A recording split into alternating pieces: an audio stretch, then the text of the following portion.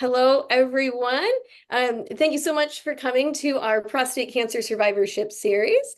We are the Michigan Men's Health Foundation, and I am your extra special guest host, Andrea Hamilton. I'm the executive director of the foundation, and we have a very unique opportunity in front of us today to have an all-female panel of the PCSS. Usually we have Dr. Michael Lutz, our founder and president, hosting. He's enjoying a trip to Italy right now, a well-deserved trip to celebrate his retirement from seeing patients. So there's a chance he stayed up however late it is in Italy to watch this. Hopefully he did. Hopefully he's enjoying himself. But that's why you have me today. So the Michigan Men's Health Foundation, just to give a quick little overview, we are focused on educating men about their health, when they should get screenings, at what ages, and being proactive about their health so that diseases can be caught early and when they are most easily treatable. We long to have a generational change in the mindset when it comes to men's health and end that, oh, I'm too tough to go to the doctor's office. We got to get rid of that. We've got to get rid of that. Men have to take care of themselves the way they take care of everybody else. So we want to thank you all for a wonderful Men's Health Week that we had back in June with our 3 events, Cogs and Kegs, Mulligans for Men, and Run for the Ribbon.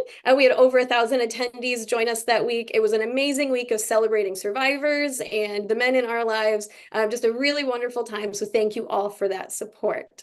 Our next upcoming event will be the Men's Health event, everybody's favorite, the Men's Health event. It will be at Ford Field on September 21st from 9 a.m. to 3 p.m.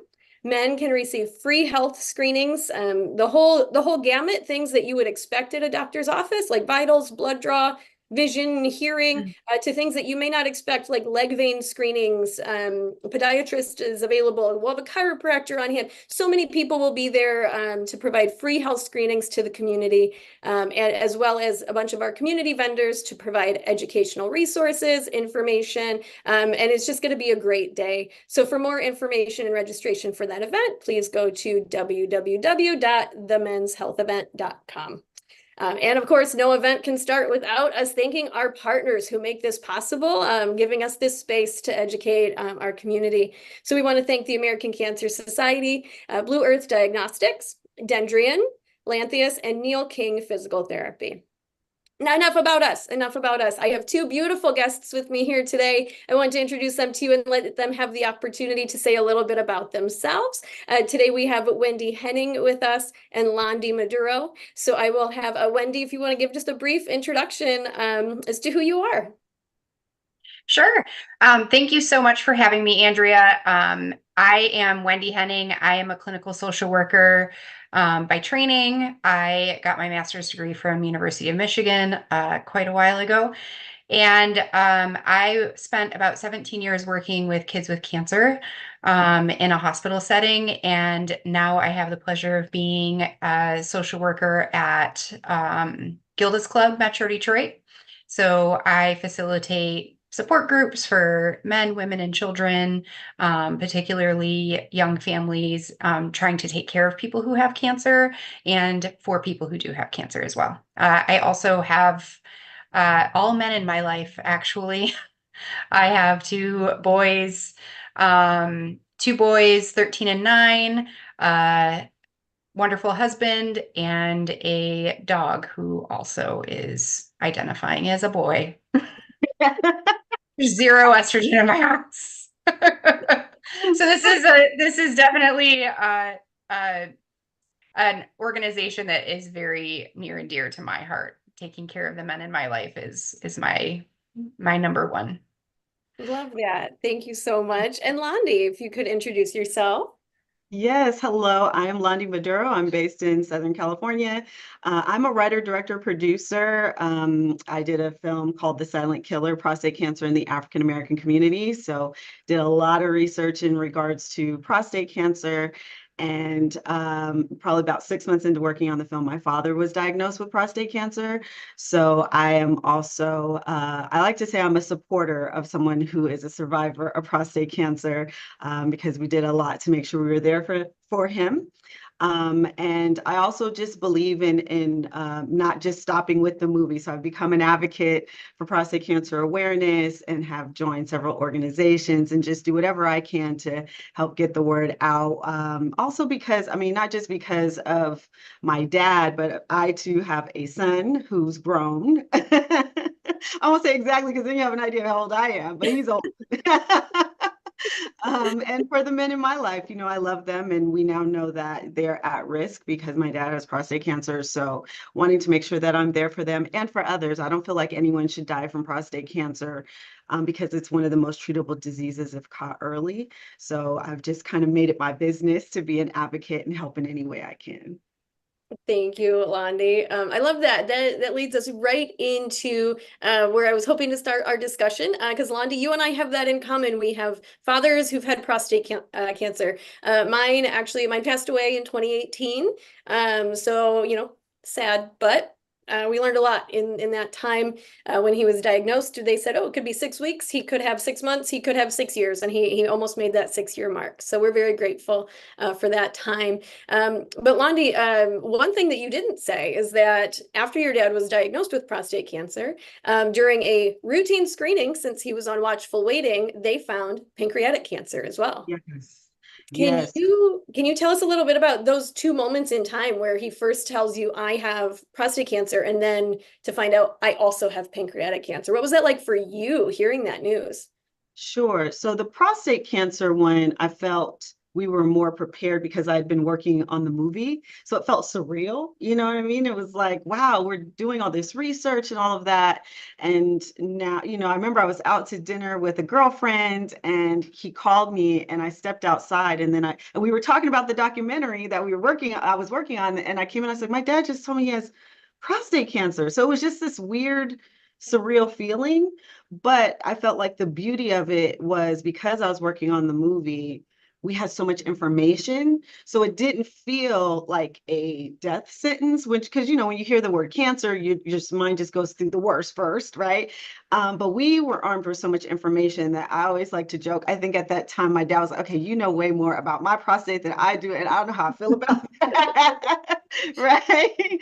But he was so open and wanted us to deal with it as a family. And I thought that was beautiful because it is a very private and personal thing and a very hard thing for most men to talk about. But he was very, very open and wanted all the information he could have. Then the pancreatic cancer, that came several years later. So he got diagnosed with pancreatic cancer. I want to say he was diagnosed with prostate cancer in 2012. He got diagnosed with pancreatic cancer, I want to say in 2019.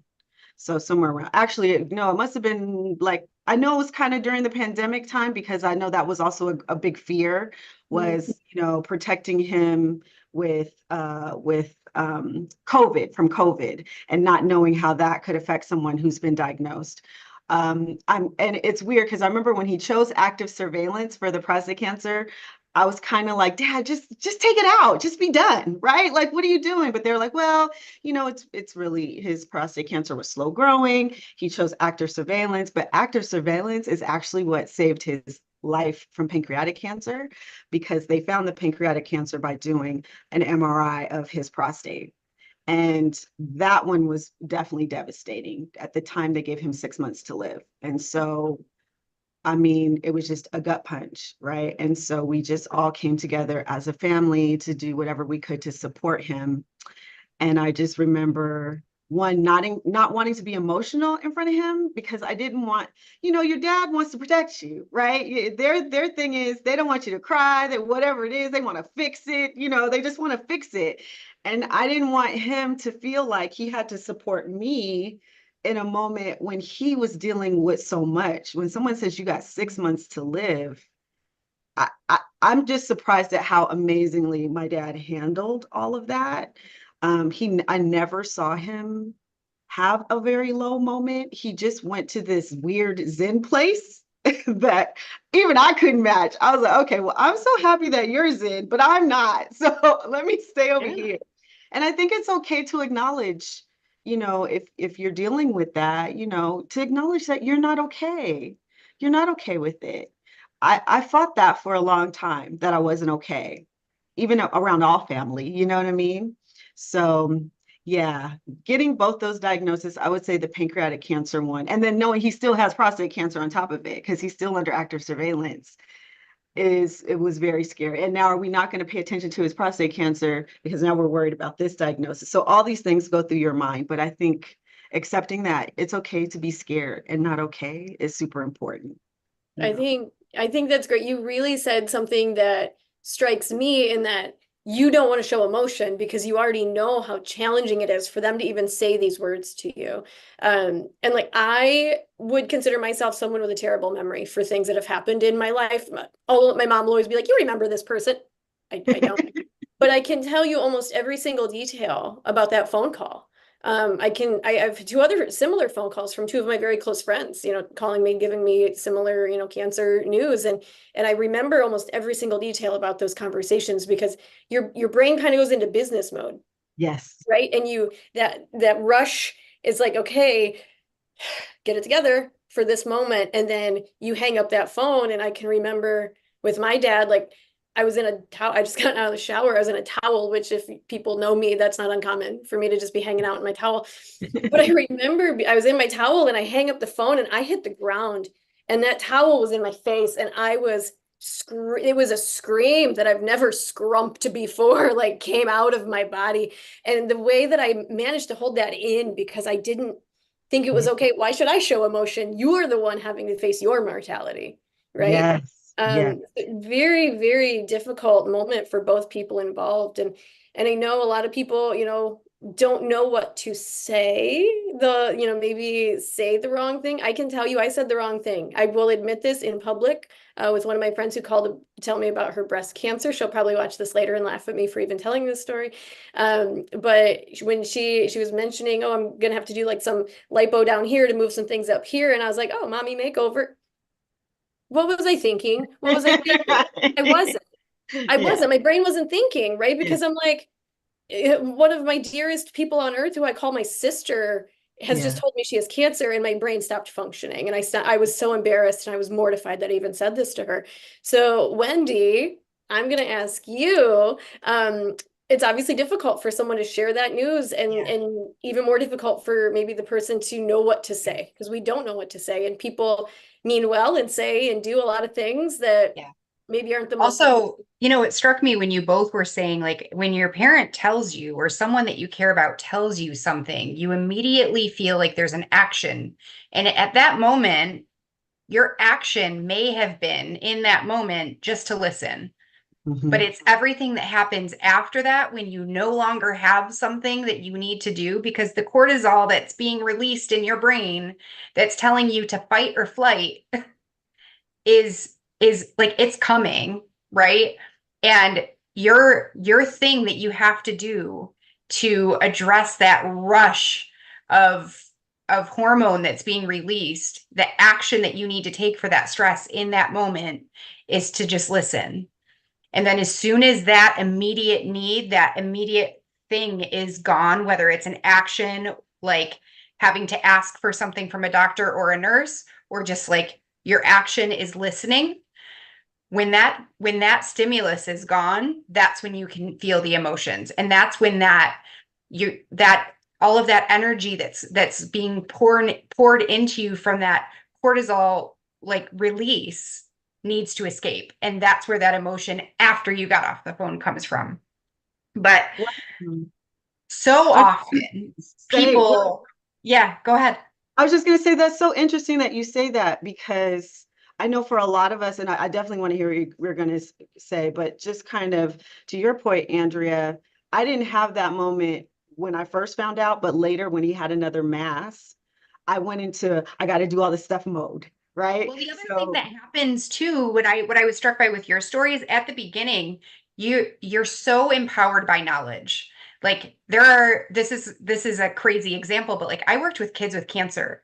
I somehow am less afraid of my kid getting cancer. I can't believe I'm saying this on something that's being recorded because it sounds like a horrible parent thing to say because I'm so familiar with childhood cancers. But the adult cancers are newer to me. And so that's less familiar and I feel less empowered. So when people, it's like super cliche for people to say knowledge is power, but Londi, you had this information. You felt so empowered by the knowledge that you had about prostate cancer that it was less scary.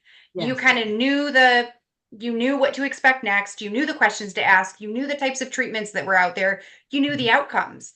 The unknown is the scariest.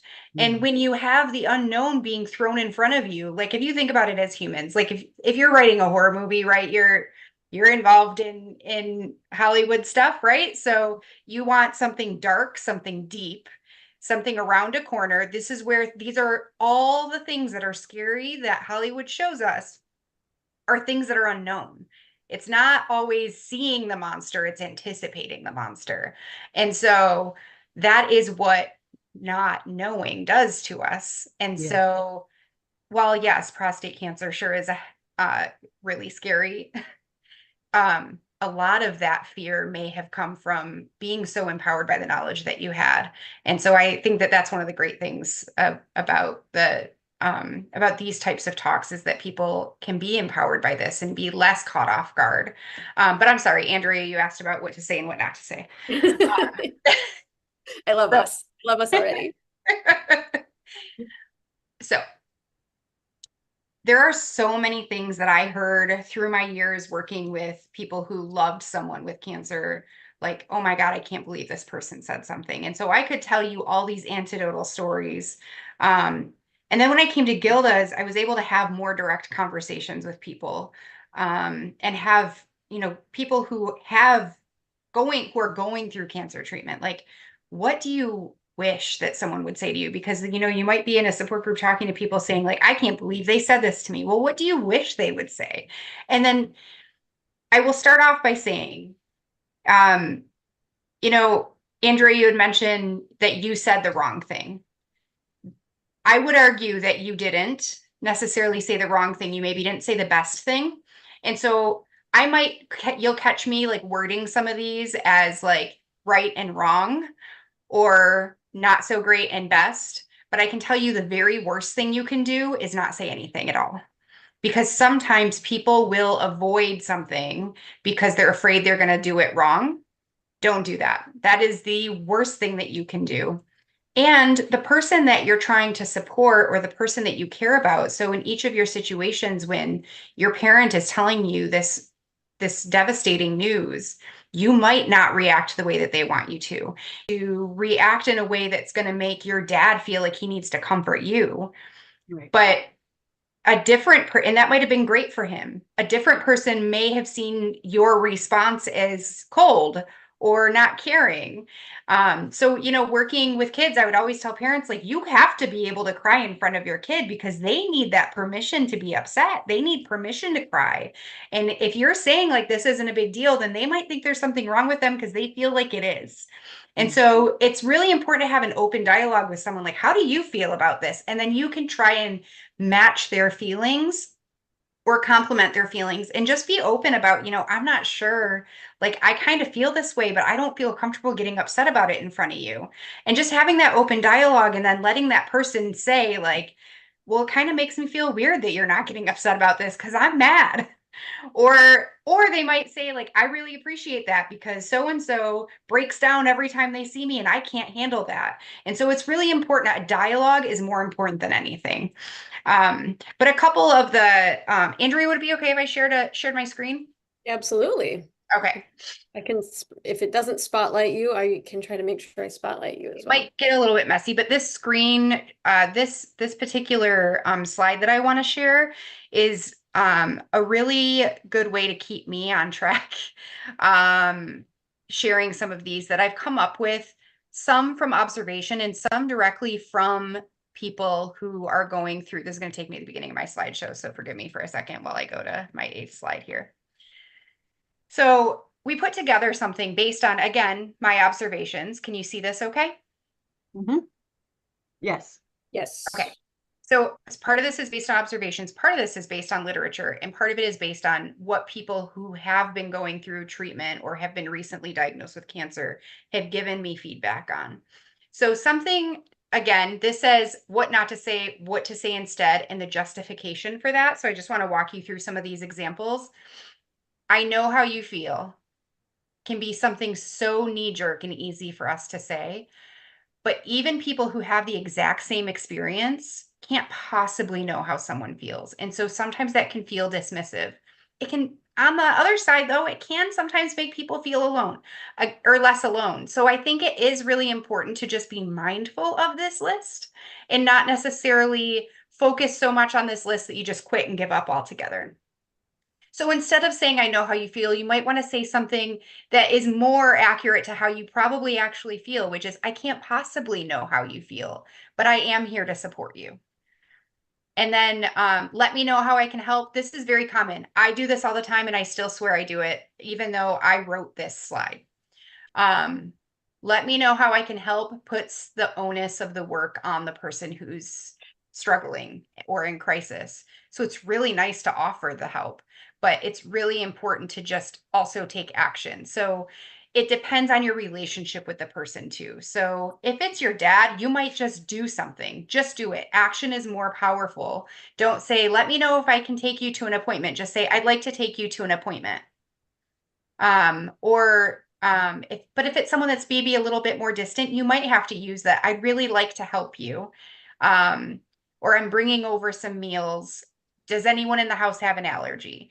Like that gives them an opportunity to say, you know what, we actually have a ton of allergies in the house. It'd be more helpful if you didn't. It's going to be so much easier for them to refuse help than to ask for help. Be strong. This one is really hard. I actually was just talking to another clinician today who said, I'm not strong at all. I cry at everything. And I was like, don't say that. That is so not accurate. Just because you cry doesn't mean that you're not strong.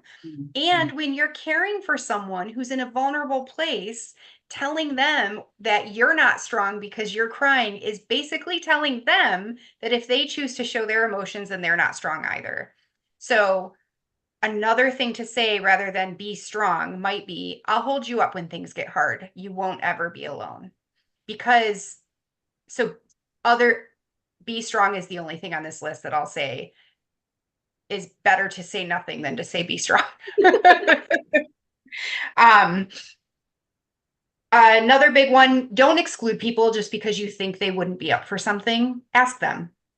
I promise you are not going to bring up a sore subject for them if you ask them how they're feeling or you ask them if they want to do something with you. Like, I'm going to the mall. Would you like to go with me? Is going to feel a whole lot better than not communicating at all. And then later saying, well, I thought it would upset you if I invited you to something and you couldn't go. Because being completely eliminated from someone's process or someone's life is going to be so much more upsetting than having to decline. And it might upset them if you ask them if they want to do something, and that's okay too, because it sucks that they can't do something. It's really a bummer that they don't feel well to do it, but you're not the one causing that. You're just giving them an opportunity to talk to you about it. So again, these are just some things to maybe avoid or reconsider before you say them, and then some things to say instead. They don't, again, other than be strong or you have to be strong, they're all up for debate, but just something to consider when you're having these discussions with people that are really going through some hard things. And you can use these in non-cancer situations as well. People who are going through hard life transitions, divorce, domestic violence, loss of a job. These are all things that can be helpful and tips that you might want to hold on to. Something that's not on here, something that's very specific. This is more specific to women, but it really struck me. Andrea, I may have told you about this before, but we had someone, I was running a support group for men and women who are in active treatment for cancer. And they were talking about how everybody was offering them medical advice. And none of them had actually been to the doctor to actually hear what the doctor and the treatment team were saying, but they had all these ideas and it caused so much more stress for them. And she's like, really, like, they're telling me that I should get a second opinion. They're telling me where I need to look, and they have no idea anything about this. They just saw a commercial on TV, and I just had a mastectomy, and they're telling me to have this certain kind of mushroom because it's going to help cure my cancer. And they don't know anything about curing cancer. But what I really want is a button-down shirt because I just had my boob cut off and I can't raise my arm up. So I would say, because when I asked her, like, what advice would you give someone if they wanted to help you then? She's like, stop offering me mushrooms and offer me a button-down shirt. Like that kind of asking, like, what would be helpful for you? Like asking, like, or can I give you some medical advice that I heard from a friend? Or like ask that permission. Don't just throw it at them, because then they're, it gives people an opportunity to feel like they're, they might hear what you're saying and dismiss it if you're telling them to try these mushrooms. But in the back of their minds, that might weigh on them, that they're not doing everything possible because they're not trying this, turkey tail mushroom that you read on the internet is going to cure their cancer. And so you can cause additional stress rather than providing resources. Yeah, that was a big one. I know when I've, been at Gilda's and you had the board up, there were a lot of do not tell me what I need to do medically. Yeah. I have a team, I have my doctors, and we're not talking, we're going to get into a topic next of, a second opinion in the right circumstance. That could absolutely be something that we bring up, right? But looking at somebody and being like, you know what you should do? Yeah. No, that doesn't Telling work. someone what they should do and asking them if they would like help or to hear about what someone else's experience has been is very different. Those are very different feeling when someone receives that. Absolutely. Absolutely. Thank you for sharing that, Wendy. Yeah. I really appreciate that. As I kind of alluded to, Londi, we're going to come back to you. So your father, when he was diagnosed with his pancreatic cancer, you said he was given 6 months. Mhm. You did not accept that as fact. Yes. You stepped in and you said, absolutely not. We need another opinion. How did you approach that topic with your dad to say, hey, are you sure? Are you sure they're doing it? What should we maybe talk to somebody else? How did you do that with him? So, we all see our dad, a lot of us see our dads as these stoic guys, and you're like, oh, am I going to challenge you on this? But you did, and he's still here. So can you walk us through that? 3 years later, you're still That's here. amazing. That's To me. amazing. It's funny because I probably broke a lot of the rules that are on. We all do. But okay. So basically, when we found out, about his pancreatic cancer, was maybe shortly before Father's Day. So as a family, we all came home from wherever we lived. I think my brother was in New York. Me and my sister live here in LA. We decided all to go home and do a big barbecue for his Father's Day, just so we were all there. My stepbrothers came, like it was the first time I think all of us as adults were home. And he, was telling us, and as he's talking, I realized a lot of the information he was getting didn't make sense. Like, okay, you're giving him 6 months, but you only did an MRI of his prostate. Like, what are we doing for his pancreas, right? So, and I, did work in the medical field before I became a filmmaker. So I knew that some of the information he was relaying to me did not make sense. So we talked about it as a family, and then it just so happened he had a doctor's appointment that my stepmother couldn't take him to. And so he's like, would you want to come with me? And I said, sure. He had 2. So I went with him to the doctor's appointment. And as I'm sitting there, again, things aren't making sense. I'm like, so my dad said, I asked, can I ask questions? He was like, sure. So I asked the doctor, are we going to do any other studies, a CAT scan, something? And he said, no. He said, it's pretty significant disease according to this MRI. And so we're done. And I felt my blood just boiling. And so we walked out of that doctor's office, and my dad is positive, and he's like, and I'm silent. I wasn't saying anything because I'm really trying to process what I should say. And my dad is very positive, and he's saying to me, babe, I don't worry about it. I feel like no matter what, I'm going to be okay. Whether God says I can stay or if God says I got to go, I've accepted where I am in my life, and I've lived a great life, and I'm happy.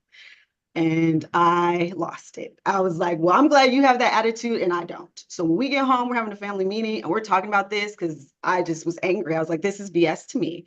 I don't understand this. And so we went home. I ran to the store to get stuff for the barbecue, and a friend called and reminded me about the work I had did at MD Anderson. And then the light bulbs went off. I'm like, this is where he could go here, right? He could get a second opinion. There are cancers, facility that treats all types of cancer. So then, because I was also concerned that they're going to forget that he has prostate cancer. Like that was really bothering me too. No one's talking about this. The whole reason he had the MRI is because his prostate cancer or his PSA had elevated. And they were concerned that, had the prostate cancer spread. Also, he was getting very skinny. And he was like, "Oh, I look good, baby." I was like, "No, Dad, like they're skinny, and there's like you're a little too skinny." I felt like something was going on, right? But they were thinking it was connected to the fact that they found that he had diabetes, and so I'm like, something's not right. And so I was grateful, that he listened. He pushed back a little bit. He thought he had great doctors, but I explained to him there should have been more testing done for a new cancer, and that does not make sense. And the fact that the doctor, when I asked in front of my dad, he still was like, he literally said he should accept his fate and enjoy the time he has left. My blood, my blood was boiling. So, when we talked about it as a family, and like I said, he pushed back a little bit, but then I got him the information for MD Anderson and I had to let him do it. And that was definitely hard to sit back when I know that it's not making sense, to let him do it, right? Because I was like, I can't take over. He's my dad, not my kid. He's grown. I have no power of attorney. I have to let him. And I think I was on him enough that he finally decided, okay, I'll look into it. And I know that's what saved his life, because they did whole patient care for both his pancreatic cancer, his diabetes, and his prostate cancer. And he's still here, so. And he left that hospital. He's got another hospital in Seattle now. And between MD Anderson and his hospital in Seattle, he is getting the best care ever. And he realized it too. He jokes. He's like, you give my daughters a laptop and a cell phone and they'll rule the world. He was like, when he went there, he's like, oh my God, there are people from all over the world. I was like, I was telling you, Dad. He goes, you were right. You were right. Right. But it did take, I will say, pretty much to your point, Wendy, it took one, I feel like, yes, there are definitely wrong things that you can say, but no one knows what's going, what I mean? Like they don't know how they feel at first. Like at first he didn't know how he felt. Then he came to this place of like Zen where he was like, I'm okay no matter what. But he allowed us to go through our different stages of grieving, really, even though he's still here, there's still stages of grief because it's hard to see someone you love deteriorate. My dad is a big guy, and now he's weighing 160 pounds, when he was like 200 and something. Like that was hard to witness. And, allowing yourself to have some of that in front of them, like he let me be angry in that moment. He just said, I'm okay. When I said, great, I'm not, he understood. He didn't even try to hug me or nothing. He just was like, okay, we'll I have a love family. the relationship that you guys have in the clear communication, because that's why that worked, really, Right. because it went both ways, that you were both willing to say where you were and respecting it, Right. So I Yeah. mean, that's incredible. It's Yeah. beautiful. And to your point, part of our issue as a family, we were having this big argument because, again, at the time, we're kind of at this weird stage coming out of COVID. That's where we were. We were coming out of COVID. So, some things were open, certain restaurants weren't. We wanted to have this family barbecue because my dad wanted everyone around him. But then some people didn't believe in vaccines and some did. And the doctor recommended that no one should be around him if they weren't going to get vaccinated. So, of course, that created some controversy within the family. And so we're having this meeting and everyone's arguing and, expressing how they feel. And I just stopped and I was like, this is about him, not your personal feelings. Dad, what do you want? And he said, I want my family around me. I said, then we're going to do whatever it takes to make him safe. And we're going to stop arguing about vaccines and dumb stuff, because that doesn't make sense. This could be his last Father's Day. We don't know. So we're going to do whatever it takes. If you got to wear a mask, have hand sanitizer, keep the kids away from him, whatever it is, we're going to figure it out so he can have what he wants. It's not about all of you. It's about him. And of course it was silent, but then everyone had to agree that, yeah, we're all making it about us. But we didn't even, I was the only one who asked him, what do you want? And he just said, I want my family around me. Yeah. Then we'll make it happen. We don't know how, we don't figure it out, but we're going to make it happen. And we're going to stop fighting over dumb stuff. And Yeah. so I think that to your point, sometimes just asking, because we're trying to make all these decisions and we were, well intended. We were Oh, trying for to keep sure. it safe. We were really concerned, like I said, about COVID and not knowing what would happen to him if he got COVID.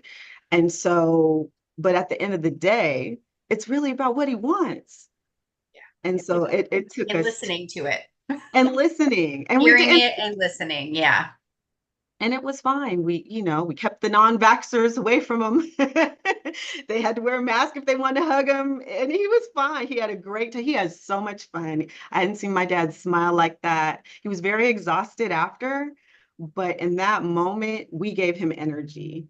Mhm. So Yeah. That's I love awesome. that. I love that.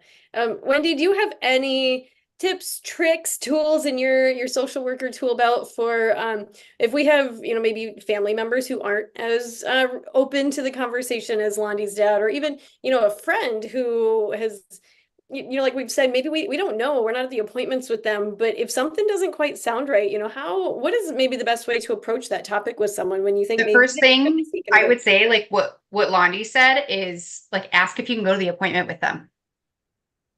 Try not to and the first thing that struck me as I'm listening to your story, Londi, was you said, well, this just doesn't make sense. And the first thing that went through my head, again, being a hospital social worker for so long, was like, he probably didn't give you all the information. So this communication it's both sides of it. right. Sometimes you're hearing what the person with cancer got from the doctor funneled through the lens of the person with cancer. They can't possibly explain it to you the way that Right. you would need to make an educated medical decision for them, right? And so there's a huge breakdown in communication from doctor to patient's loved ones. Yes. And so asking if you can go to an appointment is a really good way to get information directly from the doctor.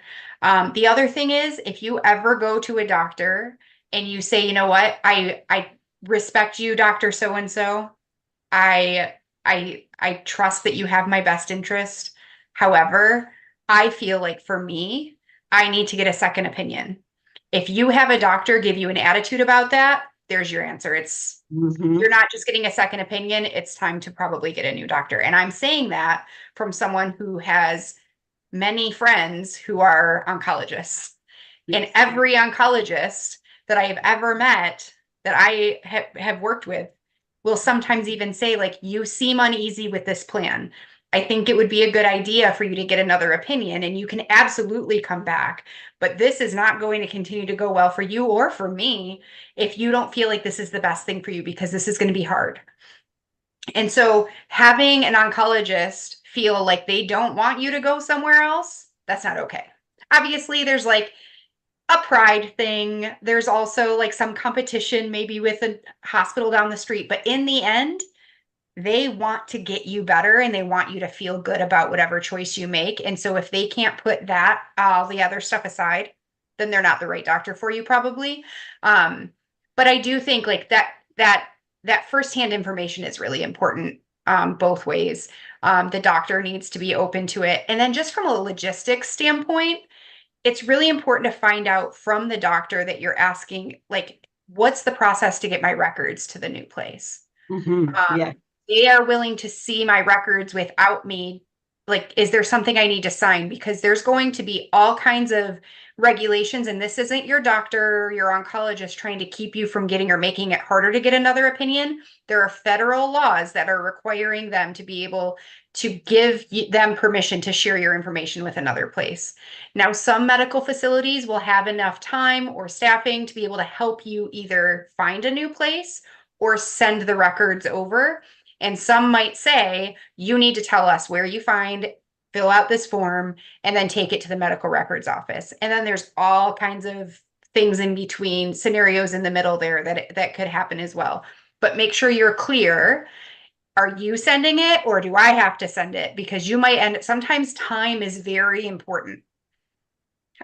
Waiting to get a second opinion is not always going to be a great thing. And there may be some level of trust if a doctor's office says, like, I think it's fine if you get a second opinion, but you really need to make a choice really fast. So make sure you can get in somewhere within the next 2 weeks. And so you may need to trust that person and maybe start treatment somewhere and then, transfer if you need to. But and ask what those scenarios are. Don't be afraid. That doctor is a human being just like you. It is okay to say, like, okay, if I start this treatment plan but then choose something else, can I stop it? And they might tell you, like, well, if you start here and there's a clinical trial somewhere, you won't be able to get on a clinical trial if you start treatment somewhere else. So it's important to ask those detailed questions if you are planning on going somewhere else or looking to see what someone else's ideas might be. Yes. Yes. Can I just add one thing? Because I was thinking the same Yeah. thing you were talking, that doctors are human beings. And sometimes when they're resistant to that, it isn't even that they don't care. It could be something based on their own personal experience. And honestly, that was the case with my dad. It was actually his urologist who was refusing. And it was because his father had pancreatic cancer, had surgery, and had a bad outcome. And so he was basing it on his personal experience, but not thinking about what are the diagnostic studies that are sitting in front of you and can we get more information? And I recognize, didn't change my anger, but I still recognize what was happening. And that's why I was so adamant with my dad to say, because they had kind of become friends over the years with dealing with my dad and his prostate cancer, but the refusal to do further testing or even have that discussion or push that with these new doctors that were now coming into play really had a lot to do with that doctor's personal experience. And so I do want to, because I know people, especially as an African American, we get into the inadequacies of care sometimes when you're a minority. And yes, that can be there, but sometimes it could just be based on whatever they dealt with. If they had a parent or a loved one in a similar situation, doesn't mean they're a bad person, doesn't mean they don't take good care of their patients. They are still human. And they are still going to have that unconscious bias based on their personal experiences that could affect how they treat their patients. So I do want to make that clear because we're very quick to assume they don't care. They just want to get a paycheck. And a lot of times I don't agree I think that's the case in about this many cases. I think a lot of it is based on misinformation and just that unconscious bias of your own personal experiences that you're I putting so on. appreciate you saying that. Again, from the hospital social work standpoint, there have been so many times where, and it goes both ways too. The doctor needs to remember that that person sitting in front of them has a whole history of things and experiences why they might not trust you, why they don't trust a doctor. That doctor may have just gotten, like, someone didn't trust them yesterday and then, like, threatened to sue them immediately. So they might not be as open to tell you that they're wrong or that they have, well, there is this other, like, we're all coming through from different places. And everything that we hear or say is going to be filtered through our previous experiences. And that's just such an important thing to keep in mind from the patient and the physician side, which was also one of my favorite roles, being the oncology social worker, is being able to, like, mediate that sometimes, because it's fascinating when you, like, take that barrier down and you really see, like, yeah, you heard that the urologist had a personal experience and was concerned about that. Like, that's actually, he really deeply cared about your dad and didn't want to put him through what, but you also were able to see through that even more clearly than the physician. Yes, I love definitely. that. I love that. I think we all know and hope that our doctors are very, very caring. I know when my dad passed away and his oncologist found out, he called my mom, just called her just to give his condolences. So I think that the hearts are there, and we just, as human beings, we all have lived experiences that impact everything we do. So it is really important to remember those things. Thank you both for your perspectives on that. I'm going to switch gears just a little bit. We do often get so focused on our loved one that is, in going to their treatments and they're, feeling the effects of chemo, and they have all this going on, and we want to give and give and give and give. And as we kind of said earlier, we don't always feel like we have the right to have emotions or feelings or be drained from the situation because we're not the ones living it. But we cannot pour from an empty cup. So it's very important that we do fill our own cups in these times when we are trying to support people through that. So I think I'm just going to ask kind of both of you for, Londi, if there's anything that you've done for, self-care for yourself. And Wendy, I know that you've got probably a list of self-care activities that you could recommend. So I just want to open the floor to talk about self-care and what that means to us.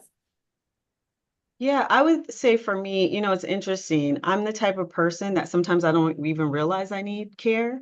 You know what I mean? Same. Especially 'cause I'm constantly in motion, And so I didn't even realize, like, I think like maybe 2 years ago, we thought that it could be close to the end, right? They thought they found another mass, turned out not to be anything major, but he had lost even more weight. And he was coming to California to spend Christmas with all of us. And so I remember I decided that his birthday's in December. So I threw this birthday party for him and I made it special. I got all this Star Trek paraphernalia because that's his favorite thing. Like I was moving, moving, moving, moving, moving. And my sister said to me, "You look like if one person says the wrong thing to you, you are going to lose it." And I didn't even know that I was holding all this stuff. And I remember, we had his party. It went great. He enjoyed himself. He had a great time. And my boyfriend at the time, I snapped and he was like, "What?" Like I was mad about something stupid. I don't know, socks on the floor. I can't remember what it was because it really didn't make any sense. The amount of craziness that was happening over We sound whatever the little. same. We sound the same in this. Yeah. Yep. I'm like, what, it was like, what are you talking about? And then I think he just recognized that it had nothing to do with the socks. And he just hugged me and I just lost it. And like you, I hit the ground. I was just like, my dad is dying. Like it was the first time in all of this cancer stuff since 2012 that I had ever even said those words. And I didn't even know I needed that. And so I think when it comes to self-care, especially when you have a loved one who, if you're like us, where you stay in motion or you're trying to make sure they're okay and you're a caregiver by nature, you may not recognize that you need self-care. And it's okay to just take a breath. In that motion of doing all these things, I think it's okay to say, you know what, today I'm just going to sit down and try to figure out what am I feeling? Because I haven't even allowed myself to feel anything. Maybe it's go to a lake or go for a walk or go to the beach or just sit in your favorite place, but just take a moment to be still because those emotions are there. They have to be. We're human, right? So if you can find a way to take a moment, if you're unable to, maybe you could get counseling or something like that. But sometimes when you're a person like that, if you be still for 2 seconds, them tears, all that release, it's going to come. And I think if you can find a moment to take a breath and deal with it, because it's not healthy to keep that bottle up. It's going to explode. It's either going to explode on somebody else who does not deserve it, right? Over Real something implode. Yep. right, or you're going to implode. And so you have to find a way to just take a breath and be still and deal with your feelings and know that your feelings are valid and okay. It is okay to be upset to see someone you love dealing with cancer. It's okay because it is hard. It's hard to Cancer watch. legit impacts the entire family, Yes. which is one of the reasons why we at Gilda's Club often provide support groups for the person with cancer. And then we have support groups for caregivers. We have support groups for people who have lost someone to cancer. And then we also have like, I'll go through it another time, but like all of these other support modalities that we have that aren't just support groups. It's not just the person with cancer that's invited. It's never just the person with cancer that's invited. In fact, I am specifically there to make programming for children, teens, and families. And fortunately, the majority of the time, the child isn't the one that has cancer. In my role now, it's the child who has someone in their life that has cancer that needs the support. So it's truly a family disease. It is something that really truly impacts everybody from like emotional standpoint, but also logistically.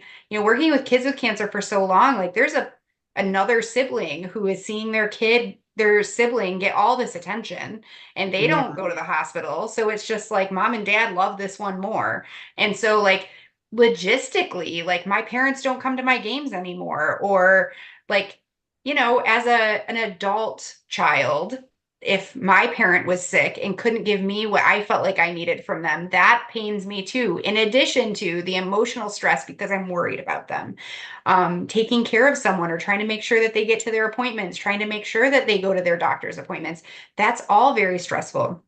So I always try and remind people of what you hear when you go on an airplane.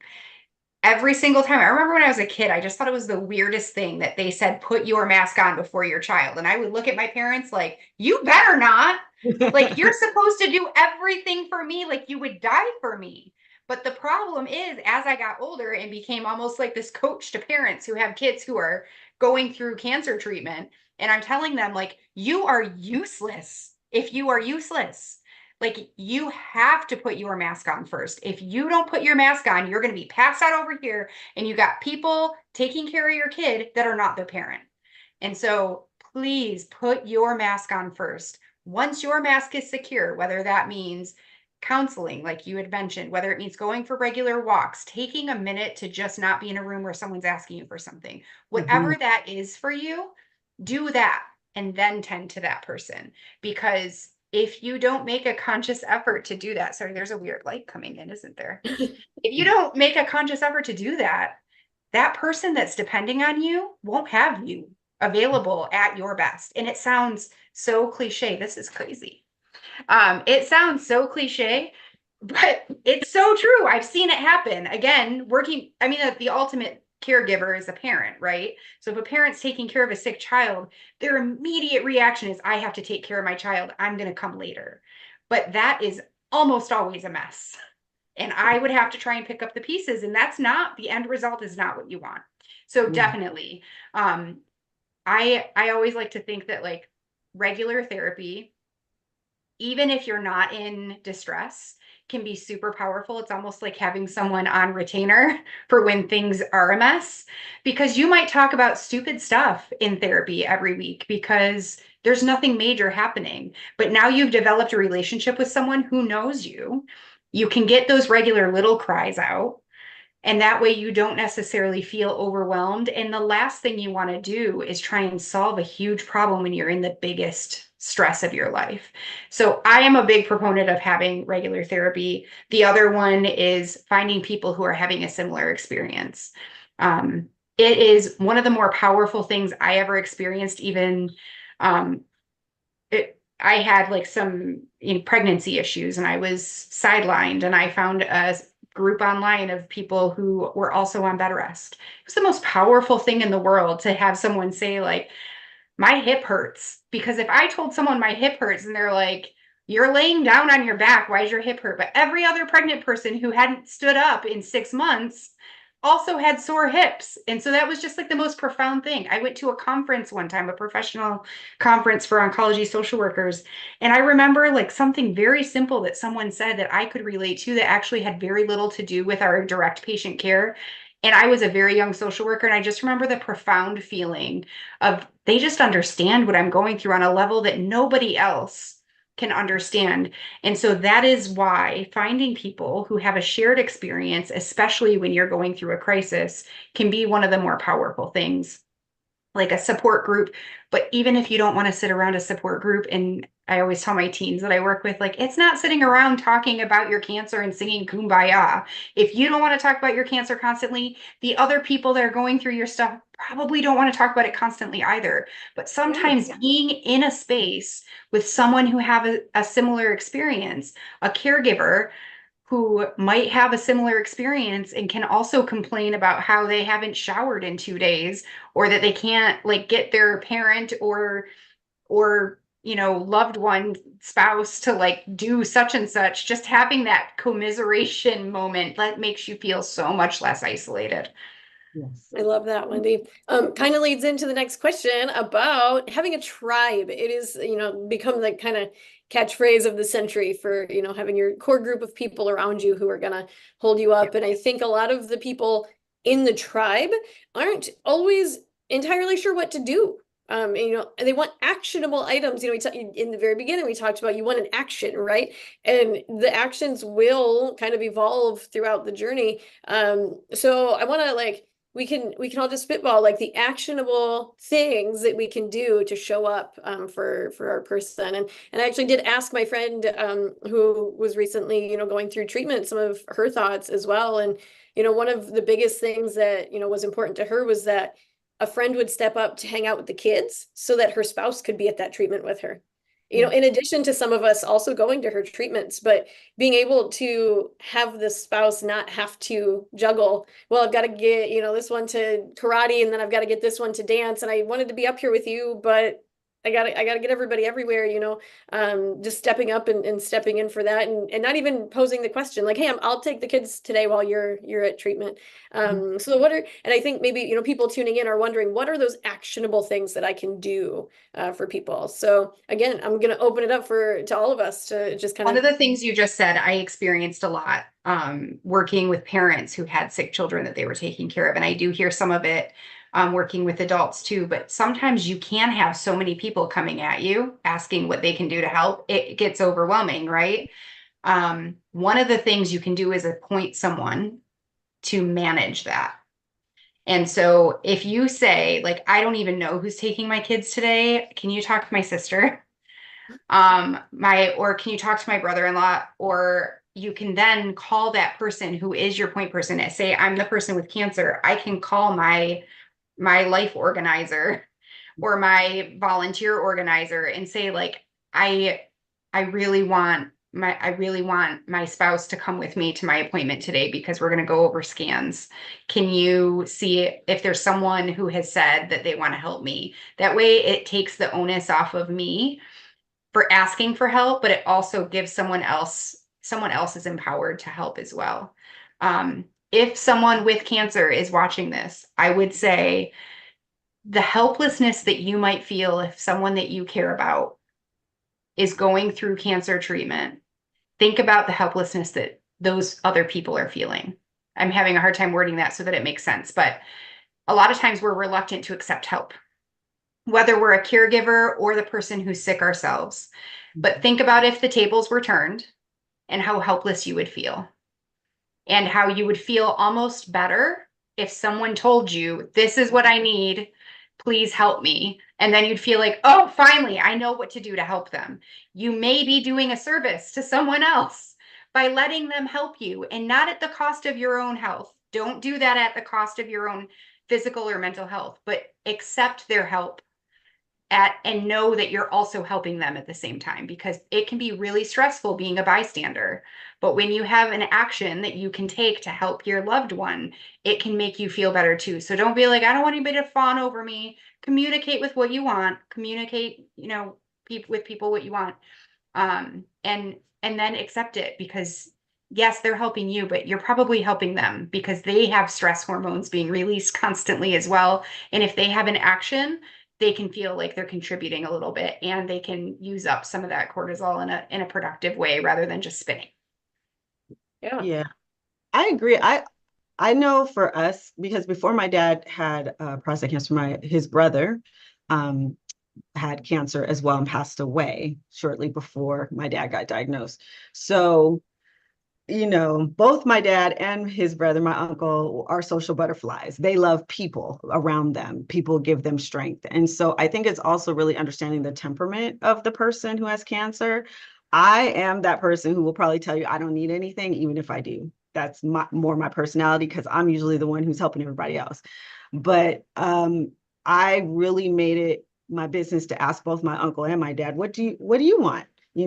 My uncle was just like, I want sweet potato pie. Even though he couldn't really eat it, he was on hospice. He wanted us to make it and then watch us eat it. And then he'd sit there going, baby, that looks so good. That looks so good. Right. And it was comical and it was funny, but it's what he wanted. And so I think sometimes not just just don't be afraid to ask, what do you want? And then we kind of like assign people to do certain things. Right. So as a family, you were the broker, and that's important. Yep. Right. It's like, okay, he wants this. Okay, what do you want? I want people to come over and visit me. He really, he didn't care he was on hospice. He wanted people to come and visit him. So we assigned visiting hours, right? Made sure he was dressed and ready. so that he could spend all day, and he'd be great all day. He suffered in the night from it, right? He was exhausted and he didn't feel good, but he didn't care. That's what he wanted. And so sometimes I think we get into, as caregivers, this, well, we got to protect them mode. And no, we can't have him have all these visitors. It's going to wear him out. But that's what he wants. Yep. You know what I mean? It's like, I get it. I know, I get the fear, but give them what they want. I would literally see the difference in him, in my uncle I'm talking about, when people were over versus when it was just him and my aunt, because I stayed with them at the end is for a while.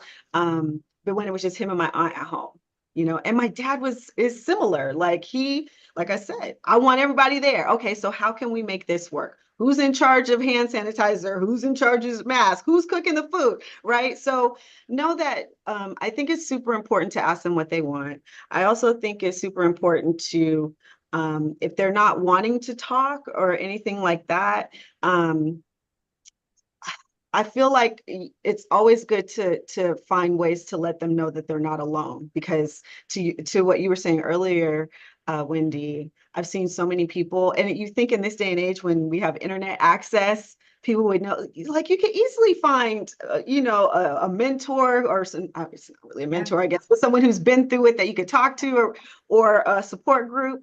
But most people don't do that. They feel so alone and isolated. They become isolated very quickly. And so seeing if they are interested in possibly having a support group or finding, like you said, one for yourself. I so commend my aunt, because it took her a long time to really, be okay with my uncle's passing. You know what I mean? But she got into a group and she got her what she needed, but it took a minute because she took such good care of him up until the very end. Yeah. So I think the tribe is super important. If you can assign things, ask them what they want, and then assign tasks and come together. One, it doesn't feel like so much on you as a caregiver, but two, it also it helps to have other people who understand why you feel like you have to do all these things to not only make them happy, but to protect them, right? Because of their diagnosis. I one other quick thing is when someone is going through cancer treatment or caring for someone going through cancer treatment, there are so many those unknowns that you have, and there's a huge learning curve for most people. Learning the language, learning the names of the nurses who are getting to know you, and the nurses have like this huge medical record with all of your information, and you don't have anything printed with their name on it.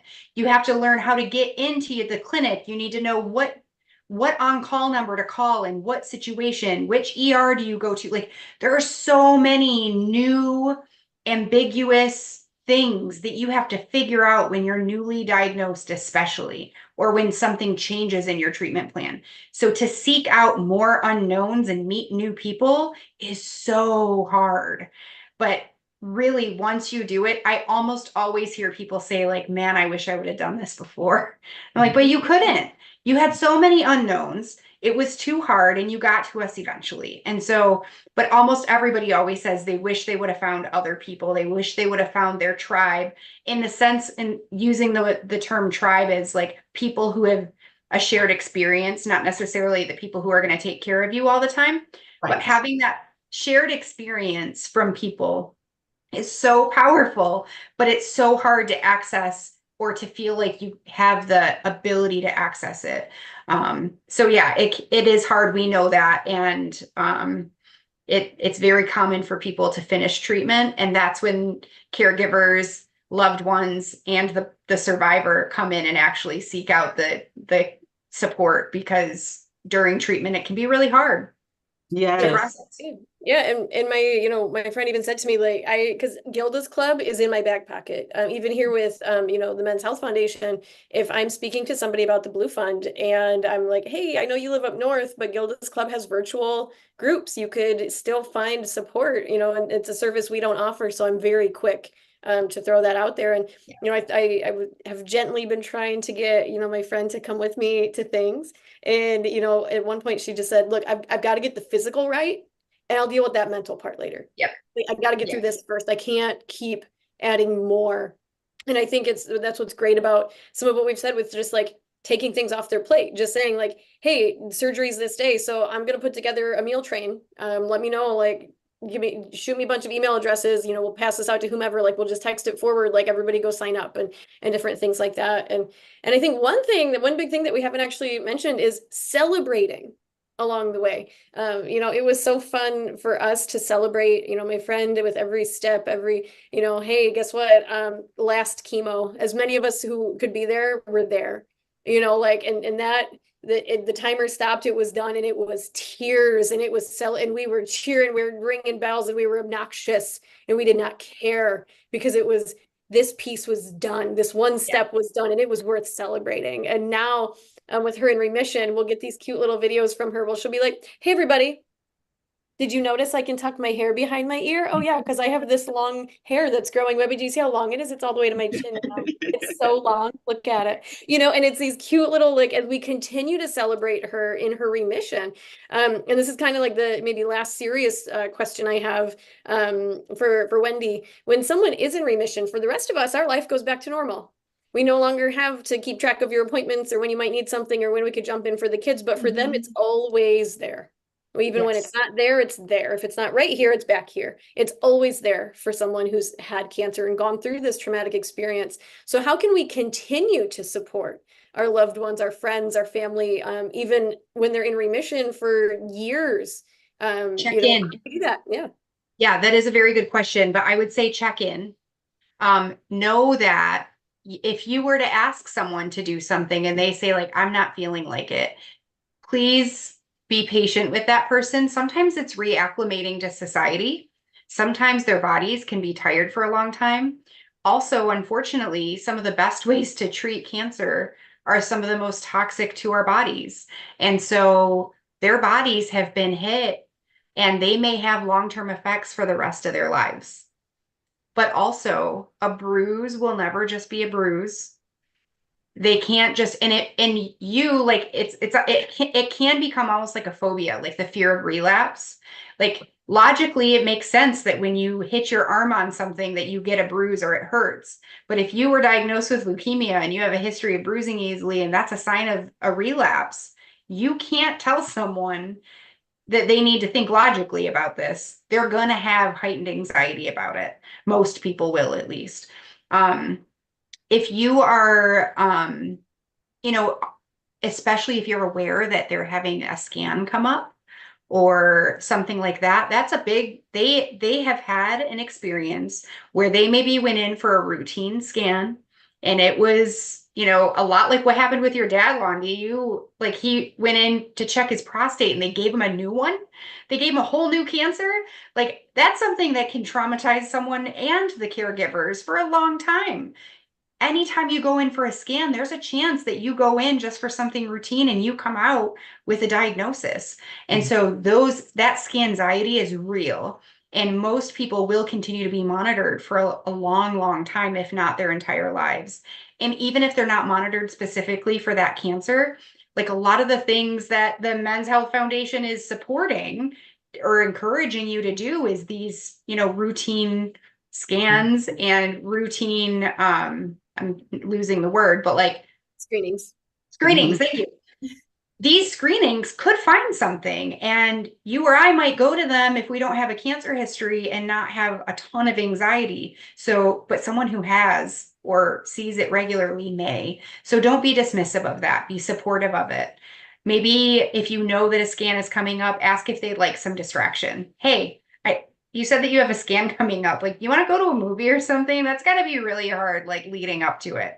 And they might say like, no, I'd rather just pretend like everything's normal and listen to that. But then also just offer every once in a while and accept that they might still be tired and don't assume that they should just be happy to be alive, because sometimes long-term effects of cancer treatments can be lifelong and debilitating.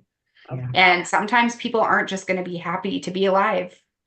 They might be grateful on some level, but they still need room to express their feelings about the long-term effects of their cancer. Oh, it's really, really profound. Thank you both for these conversations. Just a few questions to wrap us up. I know usually we usually end by 7, but it's our prerogative. to continue that change thinking. Londi, are just as a filmmaker, do you have any film projects on the horizon? Anything that you're currently working on that we might get the inside info on? Sure, I do. Well, I really want to say one thing real quick because I thought of it when you were Yeah, of talking course. in regards to tribe. Another cool thing that a tribe can do, like if you find other people who are also in similar situations as you, is open you up to new information that could be available or new treatments that could be available, or just kind of share with you what they went through, or more support, maybe even a program, financial program, things of that nature. Because you'd be surprised how many people don't really know the benefits of having a cool social worker in their lives, like Wendy, who has this wealth of information. Like I never even thought of reaching out to a social worker until I was dealing with this, and sometimes the amazing work they can do may not always be offered right away at the hospital. So And even all going hospital to systems might not have the have it, same. right. Yeah, some hospital systems will have a financial person and a social worker, and some hospital systems won't. So you're absolutely right. Shared And information can be super yes, powerful. because they can tell you, oh, well, the social worker at my hospital helped me do X, Y, and Z. And then you can ask at wherever you're being treated, is there a social worker available to help with this, or are these programs available? So having a tribe just opens you up to a lot of information, not Yeah. just the support. So I just want to throw that out there too, as it came. Thank you. Mhm. Yeah. For me, yes, I have a lot of different film projects from horror to romantic comedy coming out right now. Mm. I just actually, I directed a short film over the weekend, but the project that I'm really excited to get started is we're going to do another documentary in regards to not just prostate cancer this time, but cancers that affect African American families, the prominent ones. So it's called The Ties That Bind.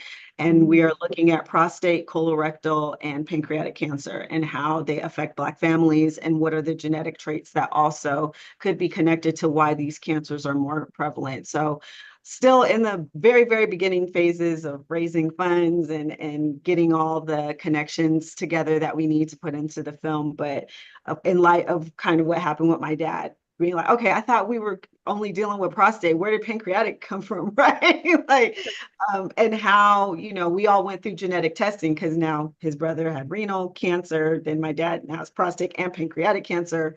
So they suggested that we all go through genetic testing, and it was very eye-opening. So really looking at that and how these cancers seem to affect African Americans, with more aggressive forms of disease at younger ages. I wanted to kind of dive into that. So that's like my next documentary project that we're working on. And then, like I said, I got a zombie movie that's in pre-production and a romantic comedy that's now doing the film festival circuit. So Oh, that's cool. amazing. Yeah. Awesome. That's so great. Wendy, so one thing that's With the actually sun. self-care for me is Yeah. volunteering at Gilda's Club. Like that is self-care to me. Because as we discussed, I'm the person, guess what? It all gets pushed down here. And eventually I'm either gonna explode or implode. But one thing that makes me feel a little more healed is giving back to these families. So I've actually never attended like a support group or an event. I just volunteer at them because I love to see and talk and interact with people. So what are ways that someone who might want to get involved with Gilda's Club, how can they get involved? So Gilda's Club is part of a national network of cancer. We're an affiliate of the cancer support community. So you will find over 100 of us around the world. You could Google cancer support community if you're outside of Metro Detroit. If you're in Metro Detroit, it's www.gildasclubdetroit.org. And we have everything from, like I said, specific support groups to wellness, nutrition, yoga, Tai Chi, book clubs, art Tap therapy, dancing. You have tap tap, dancing. You have a tap. We had ukulele club. ukulele. I mean, really anything. And some of these have nothing to do with cancer, but they have everything to do with bringing people together. And so, and then we have for every gender, age, demographic, and we're never going to kick you out. I also sometimes describe Gilda's Club as a almost like a VFW hall. Like if our doors are open, just come in and you can just be like, grab a cup of tea. I mean, we're not serving beer or anything most of the time, but like you can grab tea or coffee and just sit in a room and just, we have caregivers who come in and say like, I told my wife I was going to the store and I just need a minute. And Mhm. so it's just a place to take care, like to really focus on self-care. Um, and so whether you're going through cancer treatment, went through cancer treatment, lost someone to cancer, or taking care of someone with cancer, loving someone with cancer, we're just a community of people who care, so that as isolating as cancer can feel, that you're never alone when you're going through it. And by going through it, I mean getting treatment or loving someone through it. And so we have, you know, things going on every day of the week, and we are in person throughout Metro Detroit, in Royal Oak, St. Clair Shores, and Detroit. And then we also have a very vibrant virtual community. And that actually started, it was our silver lining of COVID. And it will never go anywhere because it's so difficult for people to access support when they're going through cancer treatment, whether it's because of transportation or illness or fear of illness.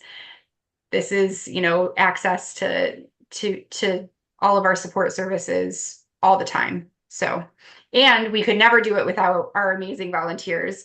So you can always come and join if you are going through a cancer journey yourself in any capacity. We also are not government funded at all. We have fundraisers throughout the year, and we have a very small staff for as large as we are, and cannot function without people like you, Andrea, to support us and answer phones for us and serve pizza at some of our social gatherings and do craft projects with kids so their parents can be in a support group. So uh, there are so many different ways that you can get involved, and you can always go to our website and learn more about that. Thank you. Thank you, Wendy. One last question for the room, what do you want your legacy to be? Huh. Right? Wendy, do you want to go first? I usually, I'm like Chandler Bing. I end up making inappropriate jokes. So Handler. I know. I was just gonna say, like, you know, she made it through without hurting anybody. Um, I honestly just like to be the person that people call when they need something, because they trust that if I can't help, that I will find some way to do it. Um, so I guess I would like to be known as someone who is available as needed, but also, you know, I like to spread happiness and joy, and I hope people feel that. So, and that might come from being around people like the heavy all the time. I tend to like want to spread the happiness so that it balances out those things, that things can be really hard, but they can also be so freaking great. And sometimes we can't appreciate the great without that heaviness of life sometimes, in the darkness. So I really like to spread happiness, so that, you know, because I just appreciate it so much more because of the honor that I've had working with people in some of their hardest, darkest times. So I just appreciate goodness so much more. I love that. Thank you. Beautiful. Yeah, I think I'm pretty much similar. I've always been the type of person who, you know, I work hard to be the change I want to see. It's why I didn't stop when I made a movie. I mean, I could have just, you know, been done, made a movie, and that I did my part, but it was enough for me. The more I went out and, you know, we interviewed a lot of men in regards to prostate cancer, we traveled, we had these roundtable discussions, and the more I just started learning, the more I was like, oh no, this has to change, right? And so the more involved I got. I think it's also why I run a nonprofit myself that help women of color who want to get into the film industry, because I was seeing the injustices and things that were happening there, and these amazing women who have beautiful stories to tell, but they're not being told because there's gatekeepers that kind of stop it. So I was like, okay, what can I do to make that difference? So I would have to say that, you know, that I want to be known as the person who I am the change that I want to see, and that I didn't have to wait till I had tons of money or I'm super successful. You can make those changes as you go. You know, you can give a little as you continue to grow. Because I too want to see people happy, living their best lives, and not being afraid to do the things they want to do, right? I know one of the things when my uncle was at the end, it's stuck with me. You know, I wanted to interview as a filmmaker. I asked him, could I interview him, right? And he was like, "Oh, baby, I need a haircut. You can do my voice." I was like, "Okay, I get it. I'm using hospice."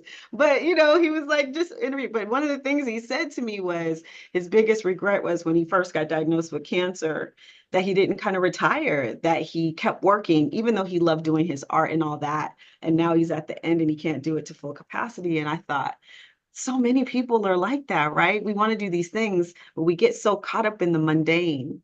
And I want to be that person who helps support a person who has a dream but is afraid to do it. I am definitely a pusher. All my friends will tell you, "Oh, don't tell her you want to do something because she's gonna be on you until you do it."